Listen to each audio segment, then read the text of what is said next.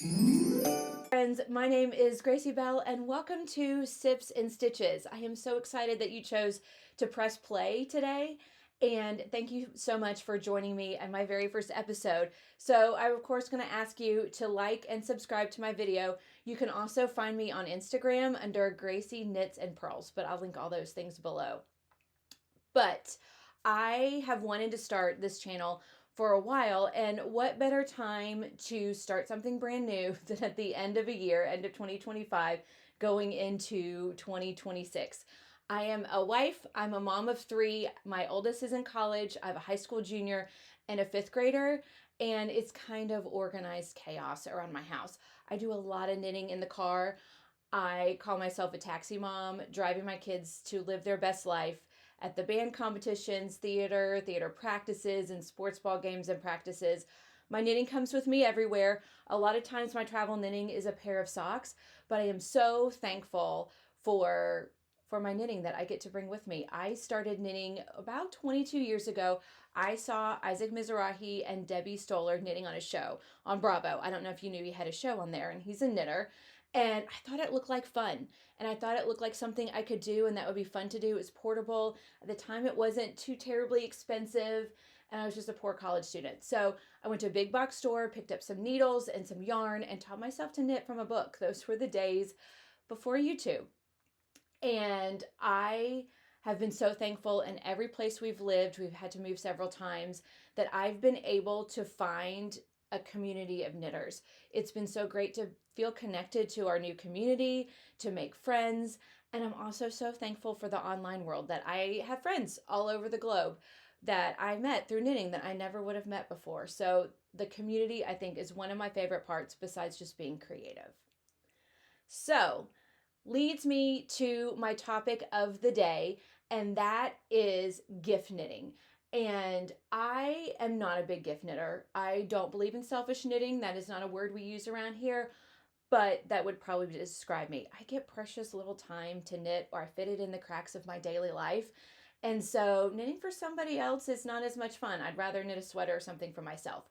But at Christmas time, I do try and knit a couple of gifts for people with kind of low pressure gifts. So what we are going to talk about today, these are 5 quick gift knits that you can make that don't take a lot of time, probably would take you a couple of evenings, that you can give away, get knit before the end of the holiday season, and then get back to your own knitting.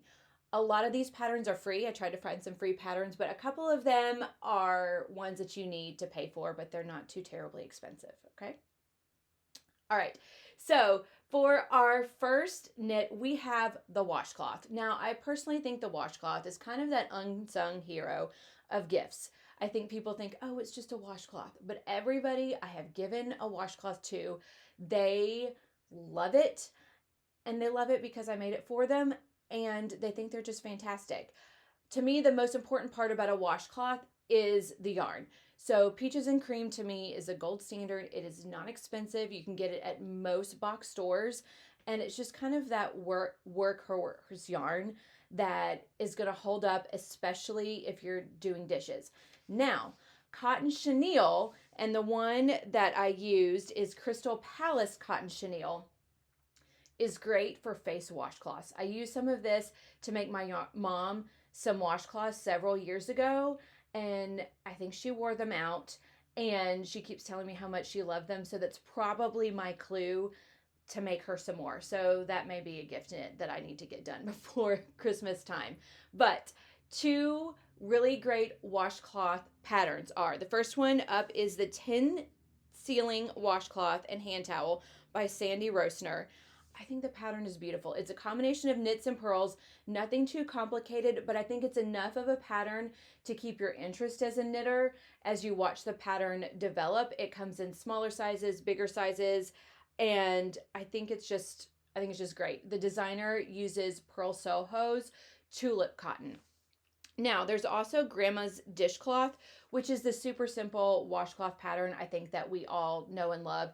It is the square, but you gradually increase, and then when you think it's big enough, you gradually decrease. It's got some yarn overs, and it's straight knitting. So this to me is kind of one of the most ultimate beginner friendly patterns that you can make. It's what, when I teach people how to knit, I teach them how to knit with this pattern, because you learn enough skills to where you can feel confident going into your next project, but it's not overly complicated, doesn't take a long time, and you get that win of finishing something. So washcloths are the first gift. I think what is also great about washcloths is more how you wrap it up than anything else. So you can put like a really great bar of face soap with the cotton chenille ones, a really great hand soap for the kitchen, wrap it up with some cellophane and a really beautiful bow or in a really beautiful box. And it gives that gift like just like an extra little bit of oomph, and it just makes it just all the little bit more special for your recipient. So that's the first one. It is just a basic cotton washcloth.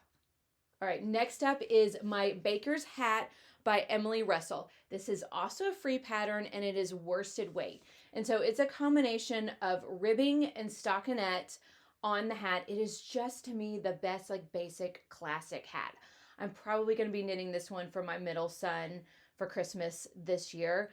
I think it's also a really great beginner pattern. It's mostly knitting. You've got to do some purling on the ribbing, but I think it's just a really great, basic, easy pattern. The pattern uses Barocco's Ultra Alpaca, but you could really use any skein in your stash. So it's a great stash buster because it doesn't take up a lot of yarn or just one skein. So I think it's a really great, beautiful gift. Okay, the mug coffee cup cozy. This one I think is all about how you present the gift. And you can get one of the coffee cup cozies with the to-go cup, the paper to-go cup. Go get a gift card for a local coffee shop and put it inside there. Wrap it up with cellophane in a bow, and you've got a great, easy gift that I think anybody would love. You also, I think, could get a really great small business piece of pottery, mug. You could get some tea and some coffee and wrap one of the mug cozies around it, and I think that would be beautiful as well. So, and every time they drink their tea or coffee, they're going to think of you. I think this one is all about how you present it. So the first one we have is the Boxy Cozy by Leah Michelle Designs. It is a free pattern and a waffle stitch pattern, and they use Cascade Yarns Super Wash Sport to go around the coffee cup. This one is great because it's a combination of knits and purls, so you get to practice that if you're a beginner knitter, or it's enough of a brain challenge but not too much of a brain challenge that you can still knit with other people and make this coffee cup cozy. So this is one that goes around a paper coffee cup instead of those cardboard plastic ones that they give you at the store. I think this one is super, super cute. Next is the Holiday Doodle Cup Cozy by Jamie Lomax. This one is $2.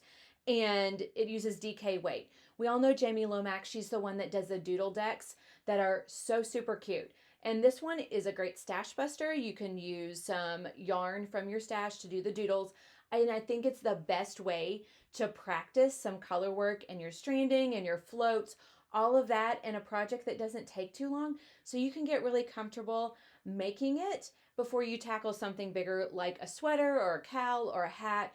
And you can just have fun with color, and it's an easy, low-stakes project, okay? So next, we have the Braided Cable Mug Cozy by Anna Simmons, and this is also a free pattern and DK weight. I love this one too. I think it is so fun. I'm going to make it for a gift exchange that I'm doing later. I'm going to go and get a coffee mug and put it around it. This is a great way to practice your cables. I love cabling without a cable needle, but it took me a little while to get comfortable with it, and I, of course, started doing it on a sweater. So I think this is a great way to practice that skill, and by the time you get comfortable with it, you finish your project. So it's great. And so those are coffee mug cozies. I think with all of these projects, especially these, it's just such a great way to practice those skills that you want to learn before you take it into a larger item. So you get comfortable practicing color work and cables before you tackle a big project like a sweater, and you can feel successful and you get a quick, cute gift.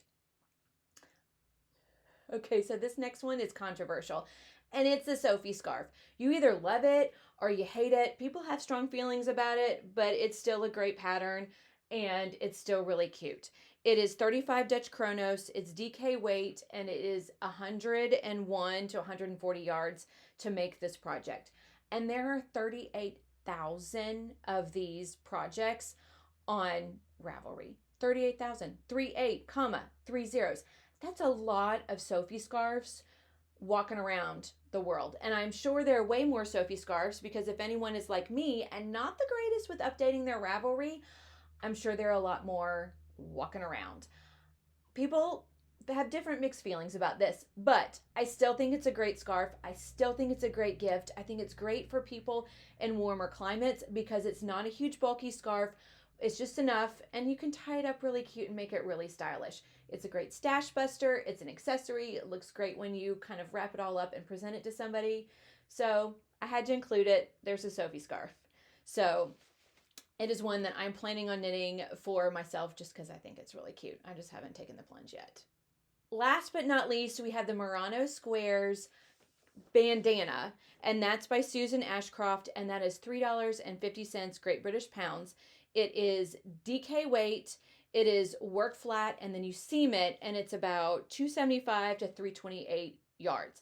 You use 2 contrasting colors. So I got this to make this for a gift, and I got some DK weight yarn off of the Knit Picks sale, and I got a lighter purple and a darker purple. So I got 2 solid colors. I think this would be really beautiful with spin cycle dyed in the wool yarn, so you can kind of see the colors change as the bandana goes on. To me, it's a really great weight. So it works for everybody in all sorts of climates. You can style it super cute and probably wear it from fall until spring when it gets super hot and we're all into the summer knits. But I think it's a great gift. It's a little bit more labor intensive than some of the other gifts, but I still think it's just a really beautiful, great gift. And that's it. 5 easy, quick gifts, beginner friendly, that you can knit, you can start today and easily have done for the end of the holiday season and get back to your knitting for yourself.